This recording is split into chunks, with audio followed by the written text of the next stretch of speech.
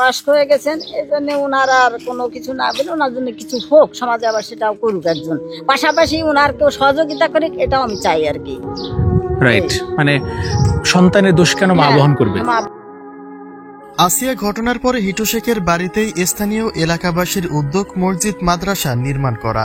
তাদের গ্রামে ঠাঁই হবে না এত বড় জঘন্য পরিবারের, যে কারণে বাড়ি ভাঙার পরে হিটুর সবটুকু জায়গা দখল করে মসজিদ মাদ্রাসা নির্মাণের উদ্যোগ নিয়েছে সাধারণ জনতা। কিন্তু বসতবাড়ি ভেঙে দেওয়ায় অনাহারে দিন কাটছে হিটু শেখের বৃদ্ধা মায়ের। দাঁড়ে দাঁড়ে ঘুরে ঘুরে দিন কাটছে তার। আর সে বিষয়টি মন গলিয়েছে আসিয়ার বড় বোন হামিদার। কেননা ছেলেকে অন্যায় করতে নিশ্চয়ই তিনি শিখিয়ে দেননি।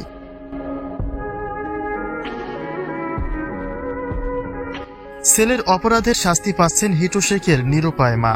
আসিয়া ঘটনায় শুধু আইনের শাস্তি নয়, হারিয়ে ফেলেছেন নিজেদের ভিটা মাটিও। নিজের কষ্টের টাকার ভিটা বাড়ি হারিয়ে দাঁড়ে দাঁড়ে ঘুরছেন হিটু শেখের বৃদ্ধা মা, যে বিষয়টি আসলেই খুব দুঃখজনক। সে তার স্বামীর ভিটার সেই ভাঙা বাড়ির দিকে নির্বাক দৃষ্টিতে তাকিয়ে থাকেন।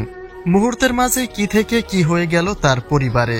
একটু সাহায্যের জন্য এখন ঘুরে বেড়ান দাঁড়ে দাঁড়ে, যেটা তার এই বয়সে খুব অস্বাভাবিক একটা ঘটনা। তবে গ্রামবাসীর সিদ্ধান্ত যাই হোক, একজন বৃদ্ধা মায়ের এমন কষ্ট মেনে নেওয়ার মতো নয় বলেই মনে করছে অনেকে। সকলে অপরাধীদের শাস্তির দাবি করলেও এই বয়স্ক মায়ের একটা সুষ্ঠু ব্যবস্থা করে দেওয়ার আহ্বান জানাচ্ছেন। কারো মতে মাদ্রাসা মসজিদ যাই হোক না কেন, স্বামীর ভিটায় হিটুর মায়ের থাকার মতো বাসস্থান যেন গড়ে দেওয়া হয়। কেননা ঘটনাটি যেদিন হিটুর বাড়িতে ঘটে সেদিন তিনি বাড়িতেও ছিলেন না, অর্থাৎ এই ঘটনা সম্পর্কে নিশ্চয়ই তিনি কিছু জানেন না।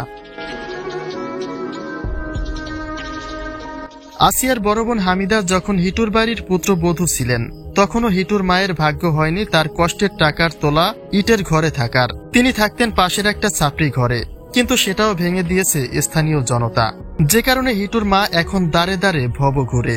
কিন্তু এমন আচরণ নিশ্চয়ই তার সঙ্গে কোনো নীতিমূলক কাজ নয় বলে মনে করে আসিয়ার পরিবারের লোকজনেরাও।